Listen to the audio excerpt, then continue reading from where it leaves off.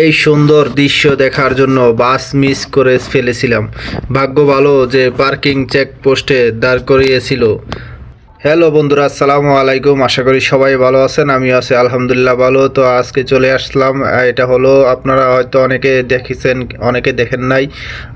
এটা হলো কোবা মসজিদ। আর এই কোবা মসজিদের পাশে কিন্তু অনেক সুন্দর সুন্দর জায়গা এখন প্রতিস্থাপন করেছে।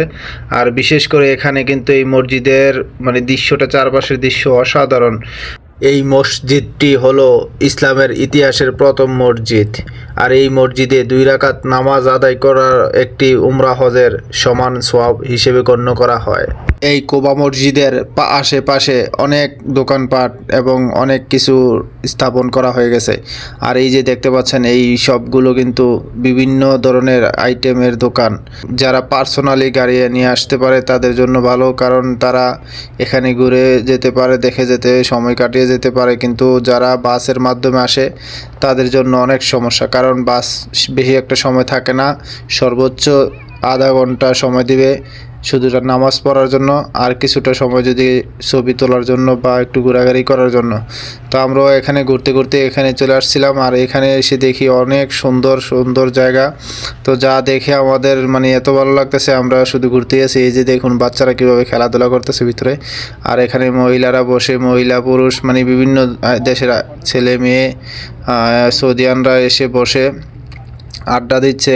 আর মানুষে এখানে ভিডিও করতেছে, ছবি তুলতেছে। তো আমরাও ভাবলাম যে আমরাও যাই, এভাবে ঘুরি। কিছুটা সময় ঘুরতে ঘুরতে দেখি যে আমাদের সময় যে কখন চলে গেল সেটাও আমরা টের পাই নাই, কারণ সময় ছিল 30 মিনিট মাত্র। আর এখানে এত সুন্দর সুন্দর জায়গা দেখতে হলে আপনাকে 1 ঘন্টা সময় লাগবে। তবে এখানে যারা আসে তারা বেশিরভাগ নিজস্ব পার্সোনাল গাড়ি নিয়েই আসে। আর যারা বাসে আসে, বাসে আসলে সময় খুব অল্প থাকে, আধা ঘন্টা সময় দেয়। সেই আধা ঘন্টার ভিতরে নামাজ পড়া, তারপরে একটু ঘোরাঘুরি করা, একটু এদিক ওদিক গেলেই সময় চলে যায়।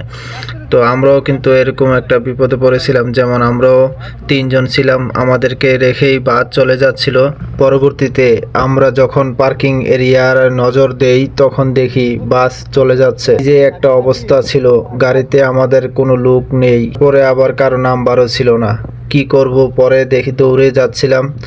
যাওয়ার পরে দেখি ভাগ্য ভালো ছিল, গাড়ির পার্কিং এরিয়ার বাহির হওয়ার পথেই চেকপোস্টে দাঁড় করিয়ে টোল নিচ্ছে। পরে যাই হোক, আলহামদুলিল্লাহ আল্লাহর রহমতে উঠতে পারেছিলাম।